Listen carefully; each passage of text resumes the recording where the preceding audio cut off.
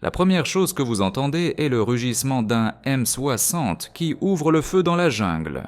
Vous sentez le sol trembler tandis que l'arme crache du feu à travers les arbres. Et pendant un instant, on dirait que c'est la seule chose qui maintient votre escouade en vie. Mais le tireur ne se réjouit pas.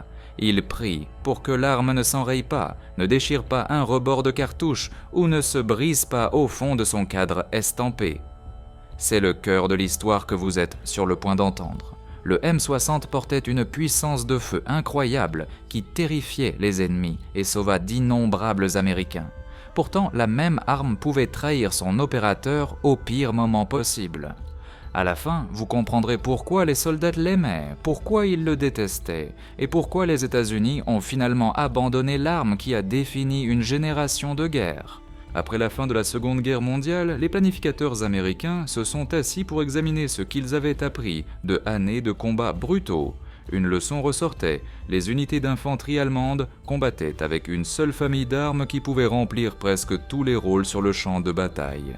Le MG-34 et le MG-42 délivraient un tir régulier depuis des bipodes légers, des trépieds lourds, des véhicules et même des montures d'aéronefs.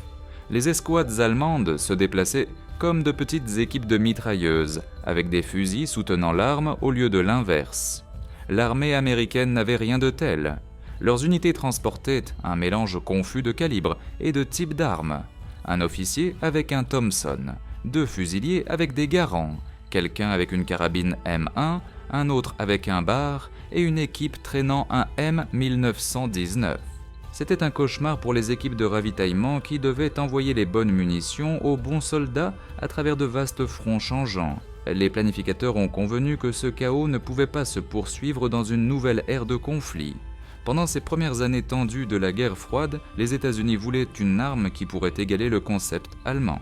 Les ingénieurs ont étudié les MG-42 capturés et ont remarqué 2 choses immédiatement. Le système d'alimentation était rapide et fluide, et le canon pouvait être changé en quelques secondes pour maintenir l'arme en vie lors de longs combats. Ils ont également examiné le fusil de parachutiste allemand FG-42. Il avait une poignée pistolet confortable, un équilibre efficace et une mécanique interne astucieuse. Les concepteurs américains ont commencé à prendre des éléments des 2 systèmes et à les mélanger en quelque chose qu'ils espéraient devenir une mitrailleuse universelle. Ils voulaient une arme qui pourrait remplacer le BAR vieillissant, le M1919 et le vieux M1917 refroidi par eau. Une arme pour une escouade avec un calibre pour chaque rôle. Le développement n'était pas simple. Les équipes ont testé des prototypes à travers la fin des années 40 et le début des années 50, cherchant le bon mélange de poids, de puissance de feu et de durabilité. Ils ont adopté un système à gaz qui tirait depuis une culasse ouverte, l'ont associé à une bande à maillons désintégrants et ont ajouté un système de changement rapide de canon inspiré du MG-42. Sur le papier, cette nouvelle arme semblait parfaite. Elle était plus légère que le M1919 de près de 10 livres, ce qui semblait un miracle pour quiconque avait transporté cette vieille boîte d'acier à travers l'Europe ou le Pacifique. Elle était assez compacte pour les patrouilles, mais assez solide pour être montée sur un trépied pour un tir défensif. Elle tirait la nouvelle cartouche standard de l'OTAN, la 7,62 x 51. Cette décision venait d'un accord selon lequel les membres de l'Alliance n'avaient pas besoin de la même mitrailleuse, mais ils devaient au moins partager les mêmes munitions afin de pouvoir se soutenir mutuellement dans une future guerre. En 1956, les responsables américains croyaient qu'ils avaient réussi. L'arme a été approuvée pour le service, puis standardisée l'année suivante. Les soldats ont commencé à l'appeler le M60. Certains lui ont également donné un nom plus coloré, le cochon, un surnom qui le suivrait des camps d'entraînement aux champs de bataille étrangers. Au début, les troupes le voyaient simplement comme un remplacement moderne. Ils ont appris à charger les bandes, ajuster le système à gaz, nettoyer les mécanismes internes et échanger les canons chauds. Ils s'entraînaient à installer l'arme sur des bipodes pour un tir rapide et flexible et sur des trépieds pour un tir soutenu lourd. À l'entraînement, le M60 semblait solide et fiable. Il s'alimentait en douceur. Il produisait un rythme profond et régulier. Les instructeurs le louaient comme la pièce maîtresse de la nouvelle escouade d'infanterie. En coulisses, cependant, de petits problèmes apparaissaient déjà. Les champs de tir signalaient un blocage majeur environ tous les 2000 coups, mais le problème semblait gérable à l'époque. Beaucoup croyant qu'il s'agissait de défauts de production précoce qui disparaîtraient une fois la fabrication améliorée. Peu imaginaient que ces petits signes deviendraient plus tard la source d'innombrables frustrations sur le champ de bataille. L'accent n'était pas mis sur l'usure à long terme ou le stress environnemental. L'accent était mis sur la puissance de feu, et dans cette catégorie, le M60 livrait. Il pouvait tirer 600 coups par minute, assez rapide pour dominer un champ ouvert et assez lent pour éviter de brûler les bandes trop rapidement. Les instructeurs disaient aux soldats que 10 coups par seconde étaient plus que suffisants pour briser une embuscade ou écraser un ennemi qui charge. L'arme est entrée en service à un moment où les forces américaines se préparaient pour une possible guerre en Europe. Les unités s'entraînaient à défendre des plaines ouvertes, des traversées de rivières et des forêts denses. Le M60 était censé ancrer chaque escouade, tout comme le MG42 avait ancré les escouades allemandes 2 décennies plus tôt. Tout le monde s'attendait à ce que le premier véritable test vienne quelque part en Allemagne, lors d'un affrontement soudain avec des unités blindées soviétiques. Personne ne pensait que le M60 rencontrerait plutôt son premier ennemi, dans d'épaisses forêts tropicales, des sentiers étroits et une humidité ruisselante de l'autre côté du monde. Au début des années 60, l'implication américaine au Vietnam augmentait. De petites équipes de conseillers se transformaient en formations plus importantes. Des hélicoptères, des véhicules de transport de troupes blindées et des unités d'infanterie s'enfonçaient plus profondément dans la jungle. Le M60 les suivait.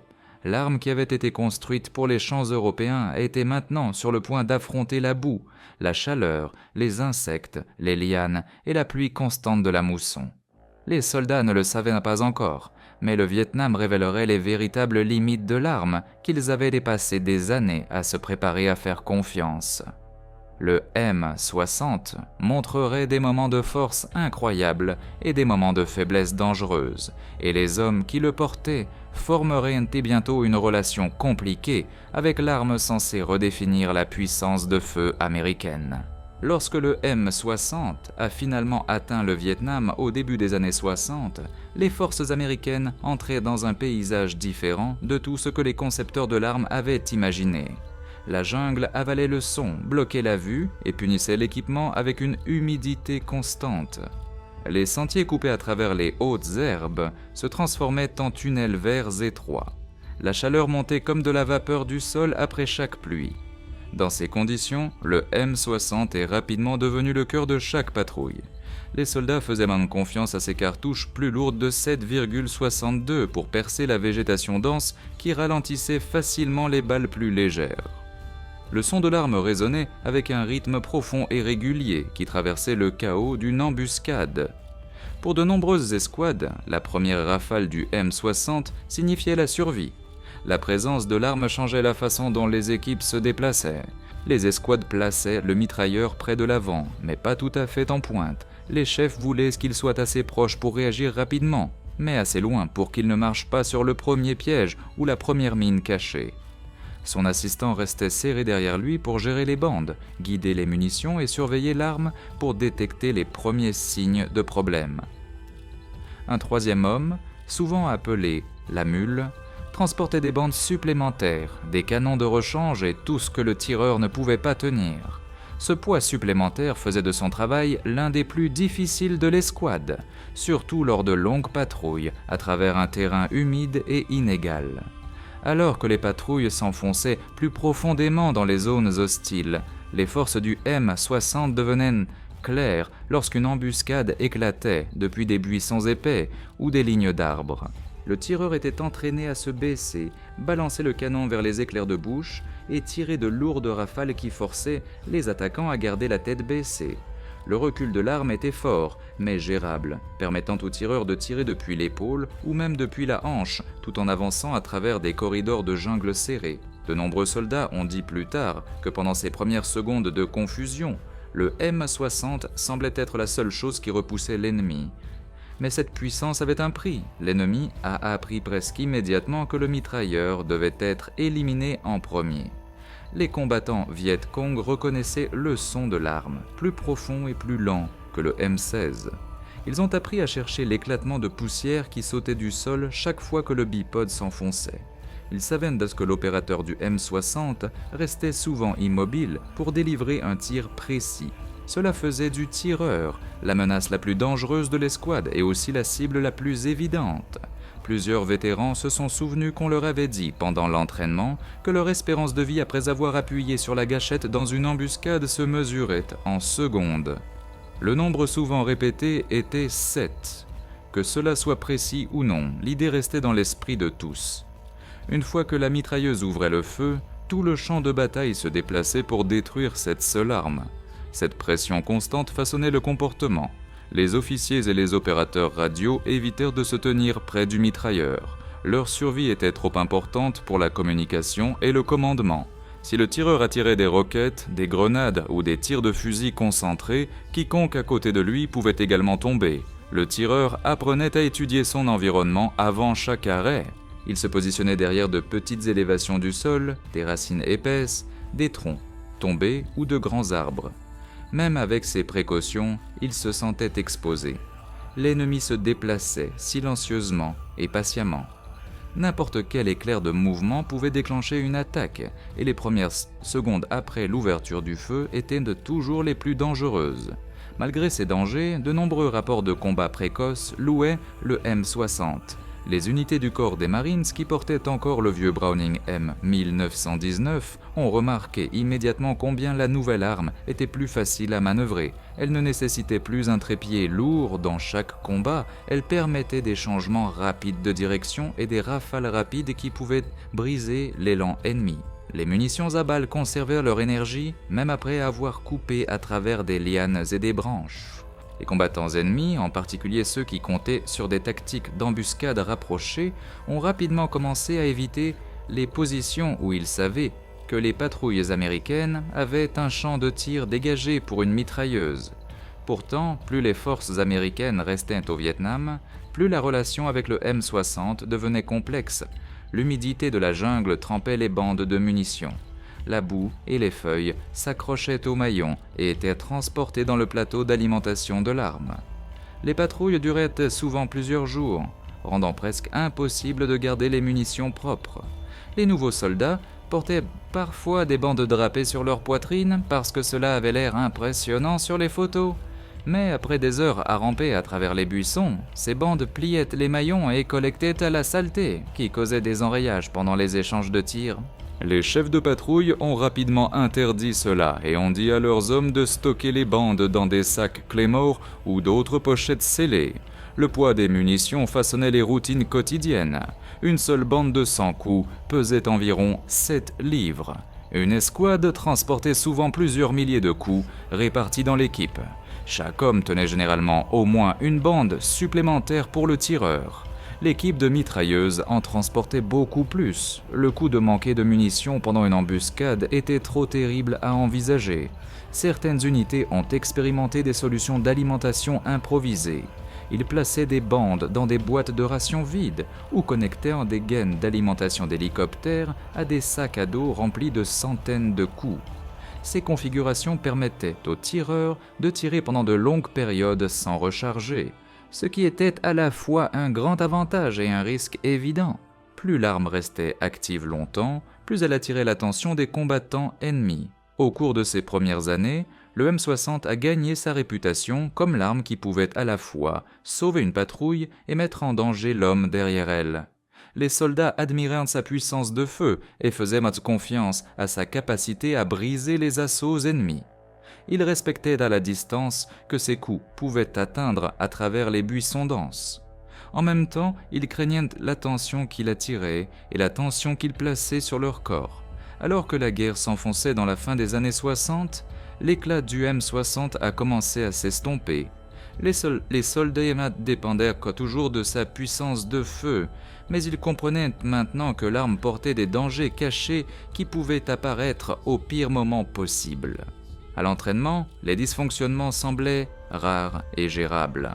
Au Vietnam, ils arrivaient au milieu d'épais combats de jungle, où les secondes signifiaient la survie. De nombreux vétérans ont dit plus tard que le M60 pouvait agir comme deux armes différentes. Un moment, c'était un sauveur. Le moment suivant, il semblait déterminé à cesser complètement de fonctionner. Le problème le plus redouté était l'arme emballée. Cela se produisait lorsque les pièces de la gâchette s'usaient à cause de la chaleur, de la saleté ou d'une utilisation intensive. Lorsque le tireur relâchait la gâchette pour arrêter de tirer, la culasse refusait de rester en arrière. L'arme continuait à tirer toute seule jusqu'à ce que la bande soit vide ou que quelqu'un brise physiquement le maillon pour arrêter l'alimentation. Dans un environnement sûr, c'était effrayant. Sur un champ de bataille rempli d'alliés en mouvement et de cibles changeantes, cela pouvait être mortel. Une arme emballée sautait dans les mains du tireur et montait vers le haut alors que le canon grimpait. Elle gaspillait des munitions qui avaient pris des heures à transporter à travers la jungle. Pire encore, elle pouvait balayer les positions amies si le tireur ne se calait pas à temps. Les assistants devaient parfois saisir la bande à main nue et tordre jusqu'à ce que les maillons métalliques se cassent. Un autre problème apparaissait avec les douilles coincées. Après de longues rafales, la chaleur à l'intérieur de la chambre montait fortement. Lorsqu'un coup était tiré, le rebord mince de la douille usée pouvait se déchirer. L'extracteur n'avait plus rien à saisir. Un rebord cassé laissait la douille vide coincée profondément dans la chambre. La seule façon de l'enlever était de la pousser avec une baguette de nettoyage ou de la faire levier avec un couteau. Dans une embuscade, il n'y avait pas de temps pour effectuer une réparation délicate. De nombreux tireurs saisissaient simplement un canon de rechange et l'échangeaient, puis essayaient de réparer l'enrayage une fois le combat terminé. Si le deuxième canon était déjà chaud ou endommagé, le tireur était essentiellement hors d'action. Le système de libération du canon causait ses propres problèmes.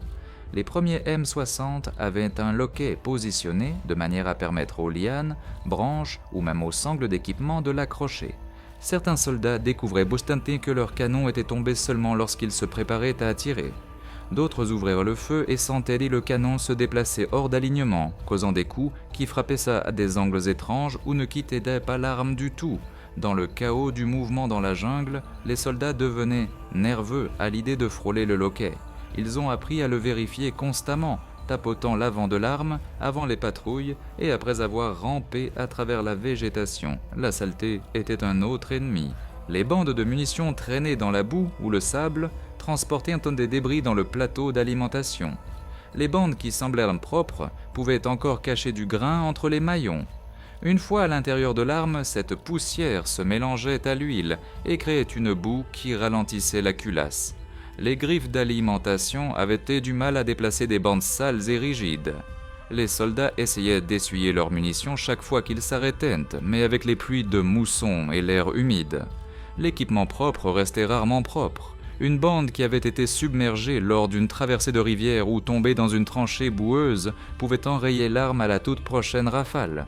Le M60 avait également de nombreuses pièces estampées qui se pliaient ou se cassaient sous la contrainte.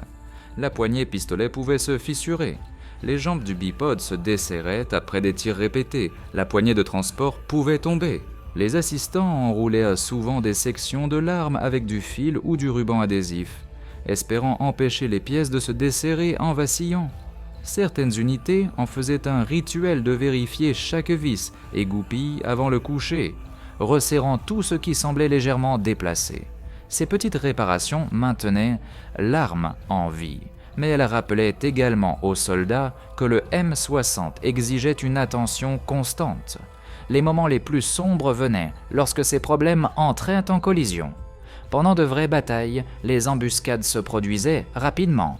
Une patrouille se déplaçait à travers les hautes herbes et puis des rafales de feu éclataient depuis des bunkers cachés ou des lignes d'arbres. Le tireur se mettait en position, ouvrait le feu, et soudain sentait l'arme se transformer en emballement, ou une douille se déchirait et la chambre se bloquait, ou une liane attrapait le loquet et le canon se desserrait. Dans ces secondes, les squads se sentaient exposés. Ils avaient besoin du M60 pour briser l'embuscade. Sans lui, ils devaient compter uniquement sur les fusils, ce qui n'était souvent pas suffisant pour repousser une attaque déterminée. Ces échecs créaient également une pression émotionnelle. Le tireur portait la responsabilité d'être la principale puissance de feu de l'escouade. Tout le monde comptait sur lui. Lorsque l'arme échouait, certains tireurs sentaient qu'ils avaient mis toute l'équipe en danger. D'autres se mettaient en colère contre l'arme, la qualifiant de peu fiable ou d'imprévisible. Il y avait des histoires de soldats jetant des pièces défectueuses dans des rivières par frustration. En même temps, personne ne doutait du potentiel de l'arme. Quand elle fonctionnait, elle contrôlait le champ de bataille. Quand elle échouait, elle créait la peur. Malgré les problèmes, les soldats refusaient d'abandonner, ils s'adaptaient. Ils nettoyaient l'arme plus souvent, même pendant de courts arrêts. Ils coupaient des bandes de tissu pour envelopper les canons chauds. Ils façonnèrent du fil pour renforcer les sections faibles et construisirent de petits guides pour aider les bandes à s'alimenter en douceur. Ils ont appris à écouter le son de l'arme. Un léger changement de rythme signifiait un canon en surchauffe ou un système à gaz qui nécessitait un ajustement. Les tireurs expérimentés pouvaient sentir les problèmes avant qu'ils ne deviennent une panne complète. À la fin des années 60, le schéma était clair. Le M60 pouvait délivrer une puissance de feu exceptionnelle lorsque les conditions étaient contrôlées, mais le Vietnam n'était jamais contrôlé. La chaleur, la boue, l'humidité et le mouvement constant exposés les faiblesses de la conception encore et encore. L'amour pour la puissance brute de l'arme se mélangeait maintenant à la frustration face à son comportement. Les soldats qui le portaient à tous les jours comprenaient que l'arme exigeait toutes d'eux. Alors que la guerre s'éternisait dans la fin des années 60, les soldats comprenaient que le M60 exigeait non seulement de la force, mais aussi de la créativité. L'arme pouvait tirer avec une puissance terrifiante. Pourtant, elle semblait toujours à un pas d'un dysfonctionnement. Les tireurs et les assistants ont appris que survivre au Vietnam signifiait transformer la mitrailleuse en quelque chose de plus robuste que ce qui sortait de l'usine. Chaque patrouille apportait de nouveaux problèmes et de nouvelles solutions. Certaines réparations étaient simples, d'autres étaient folles. Toutes venaient de la même pensée. Si l'arme échouait, l'escouade pourrait ne pas s'en sortir. Le premier défi était les munitions. Les bandes ne pouvaient pas être autorisées à traîner sur le sol de la jungle. Chaque maillon était un risque.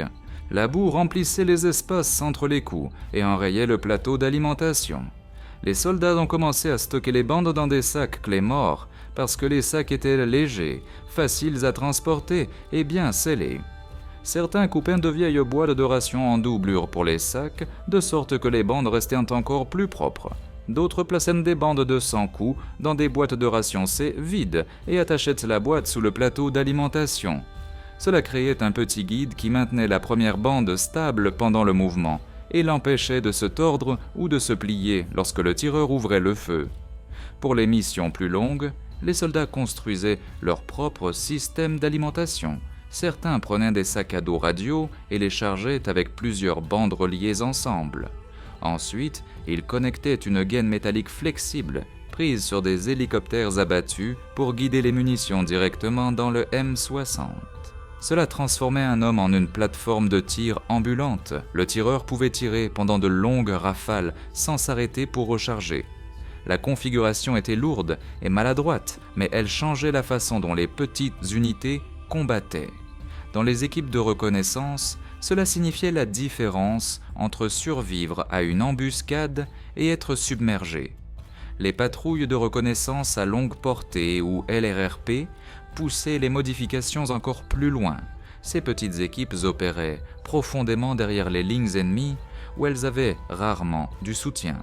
Elles avaient un besoin d'une mitrailleuse qui pouvait créer un choc, du bruit et de la confusion pendant les exercices de rupture de contact. Alors, elles coupaient dessus la crosse du M60 et raccourcissaient le canon.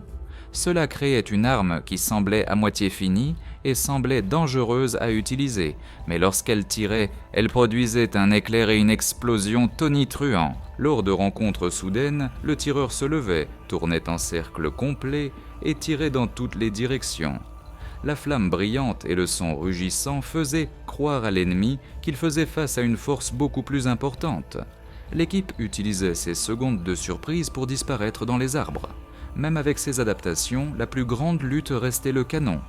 Le M60 tirait à culasse ouverte, ce qui aidait à maintenir l'arme froide, mais les longues rafales poussaient encore le canon à une chaleur extrême.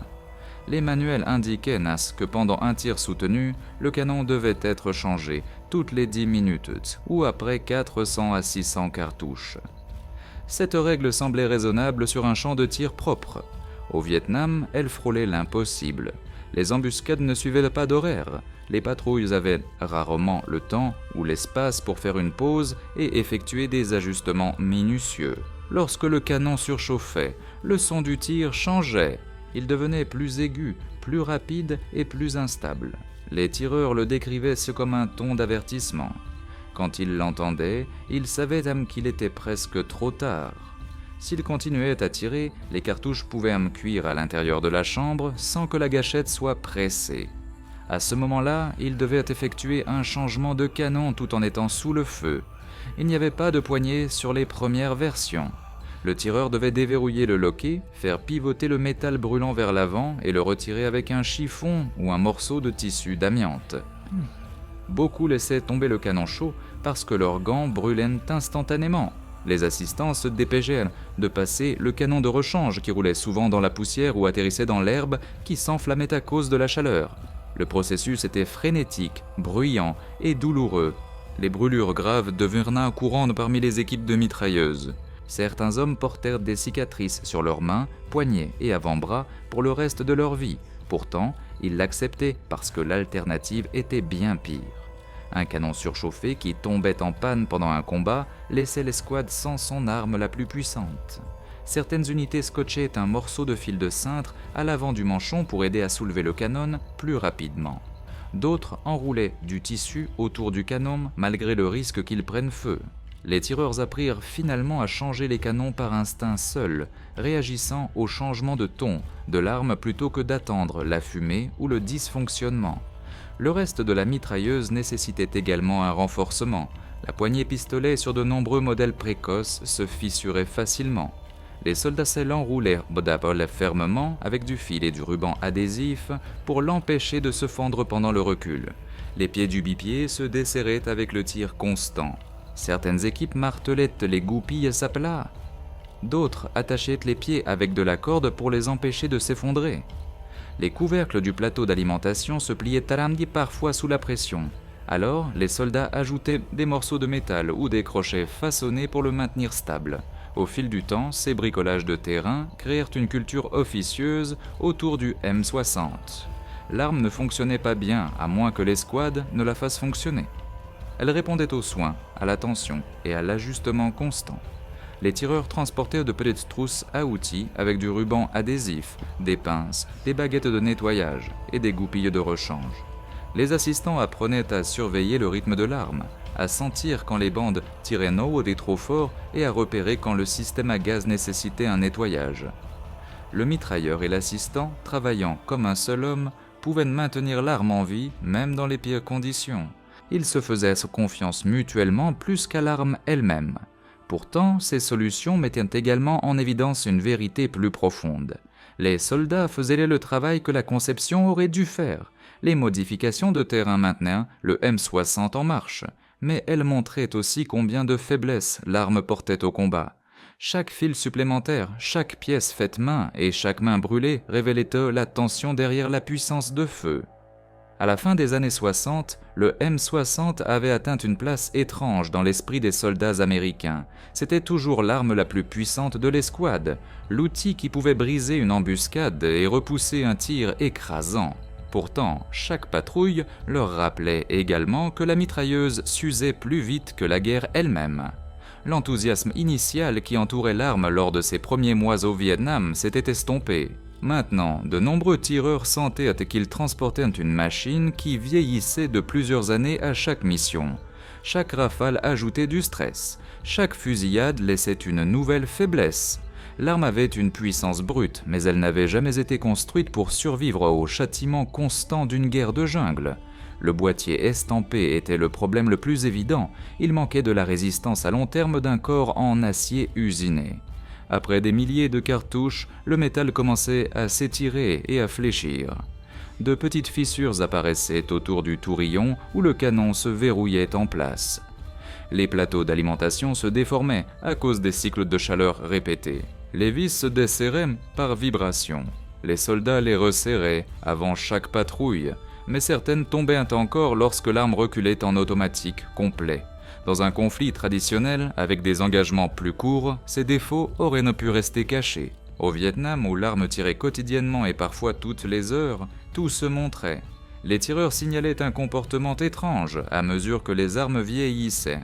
Certains remarquaient que la culasse traînait légèrement à chaque cycle. D'autres sentaient pour le recul augmenter à mesure que les pièces à l'intérieur de l'arme se déplaçaient par usure. Sur les armes plus anciennes, les pieds du bipied vacillaient, rendant l'arme plus difficile à viser pendant les longues rafales. Les assistants essayaient parfois de caler les pieds avec des sacs de sable ou des bâtons, tout ce qui maintenait l'avant stable. Mais le problème plus profond était à l'intérieur. Le corps de l'arme ne conservait plus sa forme originale. La chaleur, la pression et le terrain accidenté le tordaient lentement. Même le système à gaz avait du mal. Le carbone s'accumulait rapidement, surtout après de longues rafales ou après avoir tiré des munitions stockées dans des conditions humides. Le bouchon de gaz réglable permettait aux soldats d'augmenter la pression et de forcer l'arme à cycler plus fort, mais faire cela augmentait également le stress sur les pièces internes. Les tireurs comparaient le choix à pousser un moteur fatigué en appuyant plus fort sur l'accélérateur. Cela fonctionnait pendant un court moment, puis menait à de plus grandes pannes. Ces problèmes ne s'arrêtaient pas aux escouades d'infanterie. Les équipages de véhicules comptaient également sur le M60.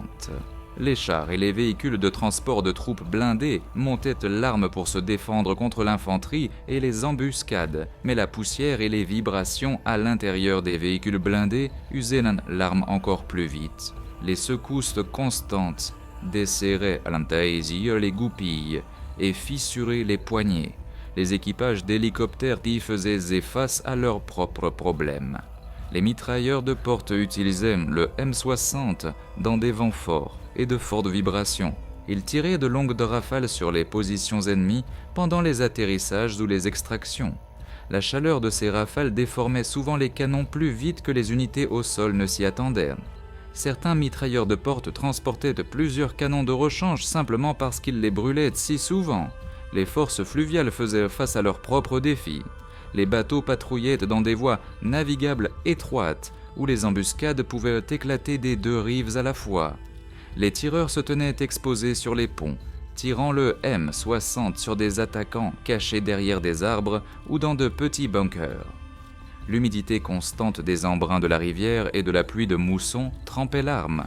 La corrosion attaquait tout ce qui n'était pas nettoyé immédiatement. Le métal s'usait plus vite, les ressorts s'affaiblissaient, les goupilles rouillaient en place et devenaient impossibles à retirer sans force. Malgré ces difficultés, les soldats continuaient à compter sur l'arme. Ils savaient qu'elle pouvait se coincer, mais ils savaient aussi que lorsqu'elle fonctionnait, elle changeait la direction d'un combat. Certaines unités développèrent des routines strictes autour de l'entretien. La nuit, en se reposant dans des positions défensives, les tireurs démontaient complètement l'arme. Les assistants nettoyaient les bandes, vérifiaient les maillons et remplaçaient les faibles. Le travail continuait souvent à la faible lumière rouge, pour que les patrouilles ennemies ne les voient pas. Même avec ces efforts, il y avait des limites à ce que le nettoyage pouvait réparer. La conception de base ne pouvait tout simplement pas résister à des années d'utilisation intensive. En 1969, de nombreux M60 étaient devenus imprévisibles. Une arme pouvait fonctionner sans problème pendant des centaines de cartouches, une autre pouvait se coincer à la troisième bande.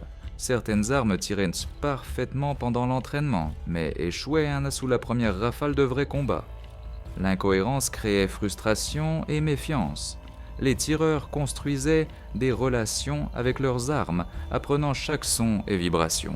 Ils leur donnaient à d'autres des noms et des personnalités, plaisantant parfois à leur sujet, les maudissant parfois. Ils remarquaient quand une arme semblait fatiguée, quand elle donnait des coups plus forts ou cyclait de manière inégale. Quelques-uns demandaient même de nouvelles armes, pour recevoir seulement des armes encore plus usées. L'armée tenta de résoudre les problèmes avec de nouvelles variantes. Le M60E1 et les améliorations ultérieures renforçaient certaines pièces et ajoutaient des caractéristiques comme de meilleures poignées de canon. Mais ces modèles mis à jour arrivaient lentement et de nombreuses unités de première ligne ne les recevaient jamais. Les lignes d'approvisionnement étaient étirées. Les installations de réparation étaient à submerger d'équipements de toutes les branches. La plupart des tireurs continuaient simplement à utiliser les mêmes armes usées parce qu'il n'y avait pas de remplacement disponible. En même temps, un nouveau concurrent entrait dans la conversation. La FN-MAG, une mitrailleuse de conception belge utilisée par plusieurs pays de l'OTAN, démontrait une durabilité remarquable. Les États-Unis la testèrent et la désignèrent comme le M240. Elle était plus lourde que le M60, mais beaucoup plus fiable sur de longues périodes de tir.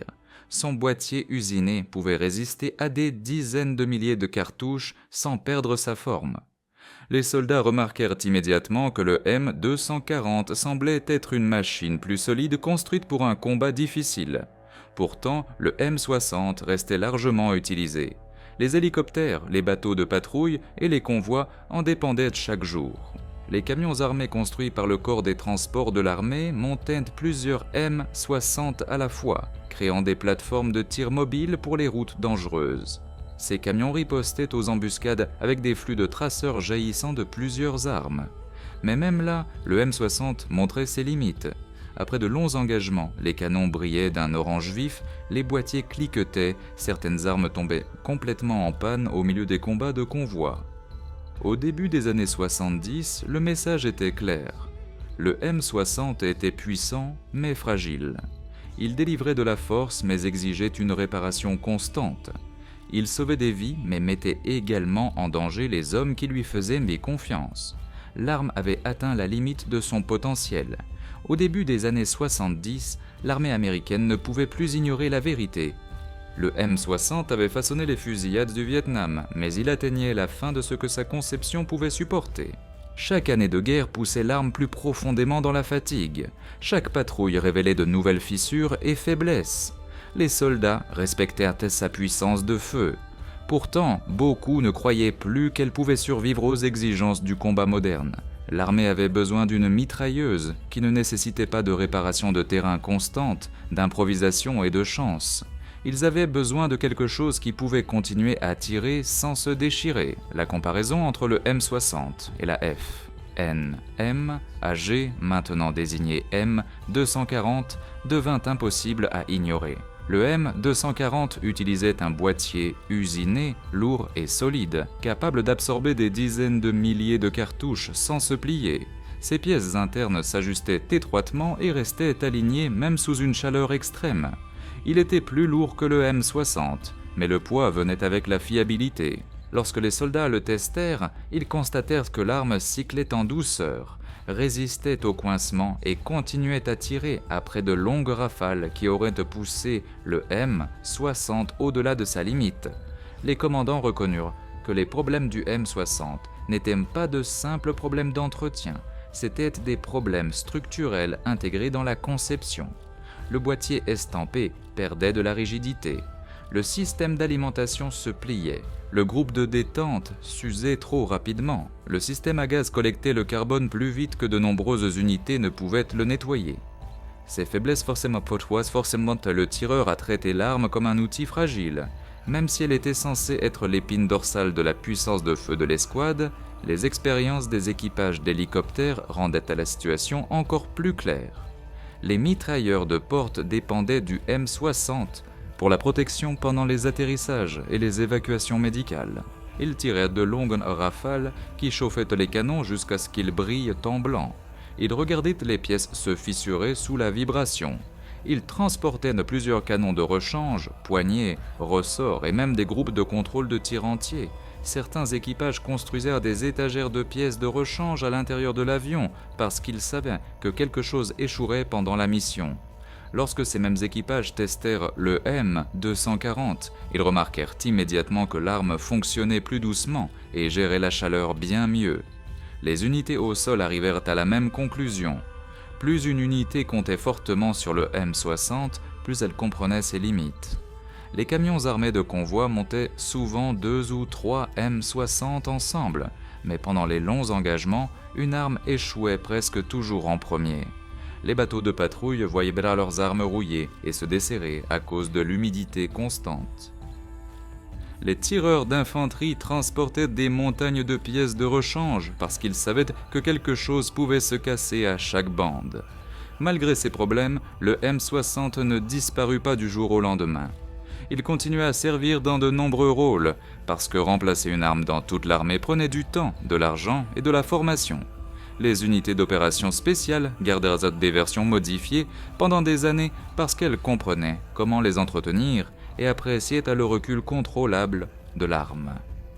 La mitrailleuse trouva également une seconde vie dans les montures d'hélicoptères et de véhicules où le poids importait moins.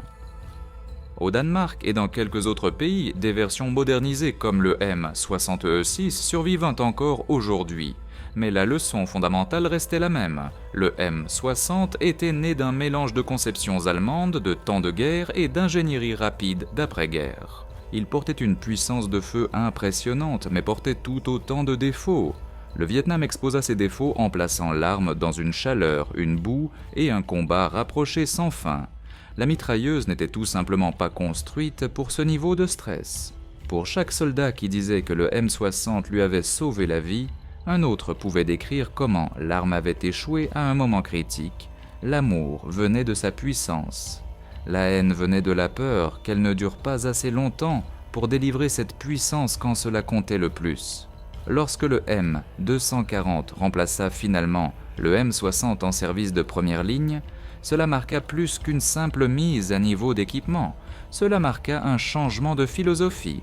L'armée américaine choisit la durabilité plutôt que la légèreté, la force plutôt que la vitesse de production et la fiabilité à long terme plutôt que la commodité à court terme. Le M240 pesait plus, mais il exigeait beaucoup moins d'attention.